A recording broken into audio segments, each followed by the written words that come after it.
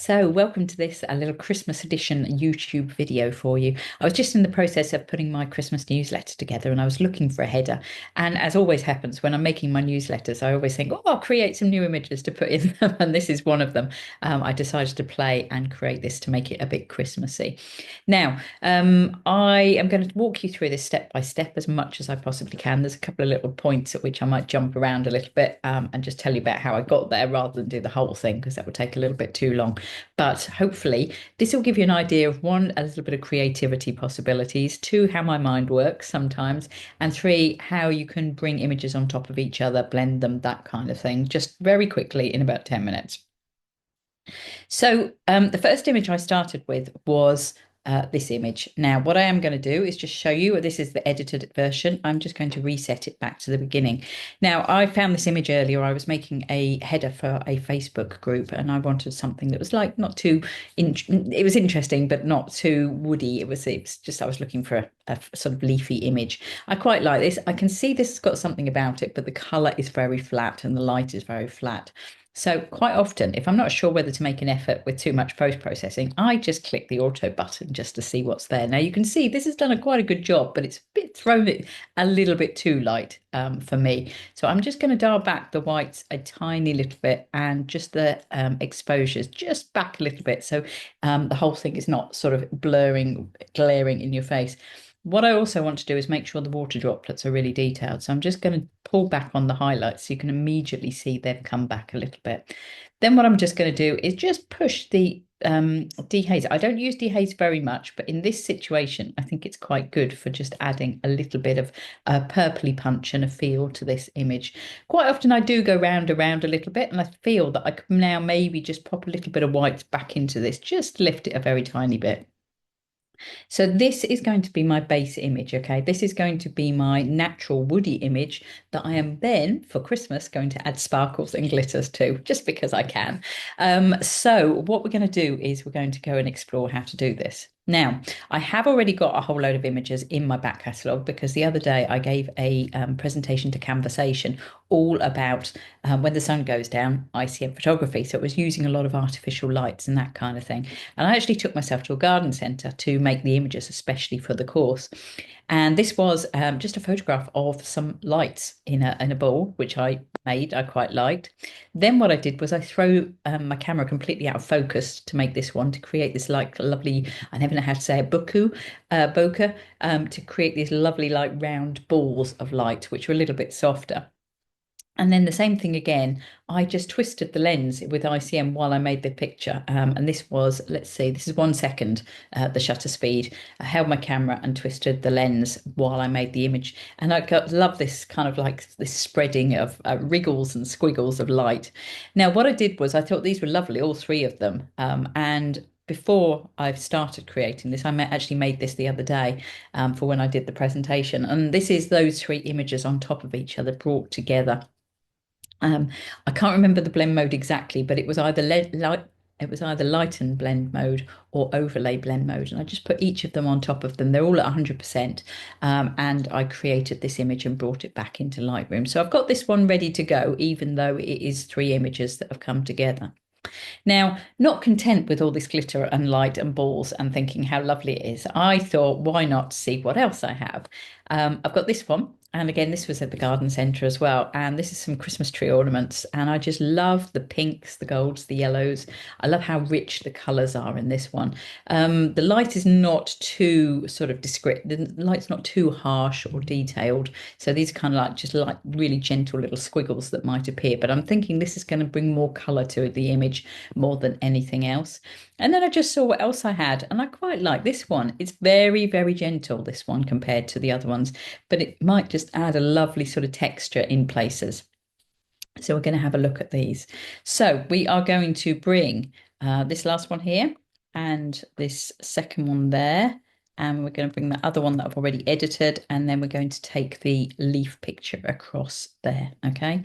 Now, if you select them all, right click, edit in, and drop down to open in layers in Photoshop, that should all go across to Photoshop, fingers crossed. So what it is worth saying, it's well worth editing your photos before you bring them across into Photoshop so you don't have too much to do. Okay. Now, first things first, what you need to do is figure out which is your base image. Which image are you adding things to? And that is my tree, my leaf image. So I'm just going to turn these ones off with the little eyedropper, and I'm going to drop my leaf image to the bottom of these selections. The next thing that it's worth doing is it's worth sort of adding your gentlest elements on top and building up gradually to the harshest. Because if you start with the harsh ones, when you add your gentle ones, you've got nowhere to go. Whereas if you start with gentle ones, you can always put your harsh elements on at like a lesser opacity so they don't take over. So in this case, I think this one is probably the least obtrusive. This is kind of the gentlest texture I've got on there. Now, I am a big lover of just playing and seeing what happens. So, what I love doing is I just love going down through the blend modes and seeing what takes my eye. Now, I think this is beautiful and rich. It's not the one I've chosen, but I could go through and make this same picture time and time again, just using different blend modes. If I said, oh, it has to always be this blend mode or that blend mode, or I get stuck on one, then I'd never see the opportunities. But I love just scrolling down through all the possibilities that run through here. Now you see that there are some very, very strange ones, some really, really intriguing ones. For this time, I chose light and blend mode. I quite like the balance of and I really like how the image, without even having to move or change the crop or anything, I like how the little sort of sparkles, they almost look like straw on top. They're not too much over the top of the leaf, so I quite like that. The next image that I want to use, again, just turn on the little eye on the left-hand side, is this colourful image. Again, it's quite a soft and gentle texture. You need to make sure you're selected on to the image, that image itself on the right hand side.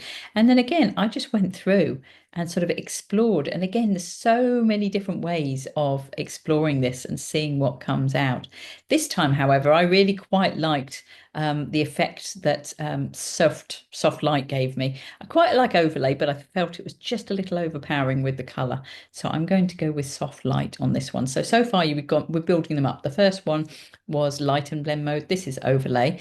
And now I'm going to bring this one, which I consider to be quite the dominant texture. Now you'll see it's not big enough.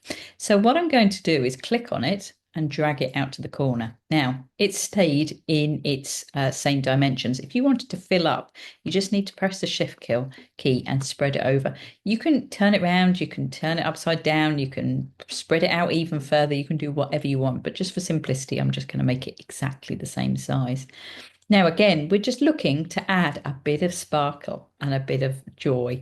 Now, it's interesting because some of these completely obliterating the leaf. So that's not what I want at all, because I want to be able to see the leaf still. When you start coming down to these ones, you start seeing the magic happen. And some again really obliterate the leaf. So I'm going to go back in this case. I really, really like the light and blend mode in this one. I love how the leaf is still important, and the little leaf droplets, water droplets, almost like look a little bit like the light sparkles. Now, I really, really like this. Now, just as a finish, a lot of the time I do my final end post-processing in Lightroom. But if you did want to play with curves or anything like that, this is the time to now pop a little curves layer on here, just because then I'm just going to play a little bit and just see whether I can just knock back some of that really brightness just on that leaf, a tiny bit. We're not talking a lot. I'm just bringing that back so it's all a little bit more balanced. Now, if you're happy with all the layers, what you can do is you can go up to layer and flatten your image. What that does is it squishes all of your layers on the right hand side, and what it will do is it will create you quite a small, relatively, image. If you keep all your layers open, that's great because you can come back and use them if you save it as a Photoshop or a TIFF. If you save it as a JPEG or save it back into Lightroom and you remove the layers, you can't come back and play with it again. So just remember that. So if you've just saved it and flattened it, what you can do, and you've worked out Lightroom, is you can just put save. And what it will do is it will take you back into Lightroom, and you will see it appear and pop up in your selection next to one of the photos. It's always fun to find which one it pops up next to. This is the end result. I really hope I haven't dashed too fast through that, so you haven't been able to keep up. You can always slow it down, rewatch it, do it step by step yourself. It's a fantastic way to make beautiful Christmas cards, sort of make a fun image to share with other people at Christmas, that kind of thing. But of course, you can use this at any time of the year, this process. So I hope that little festive spirit to you, and you can enjoy this. Have a lovely holiday time and a new year. Do give me a like, do subscribe, and do share if you've enjoyed this. And thank you very much for watching. And I look forward to seeing you in the new year. Thanks a lot.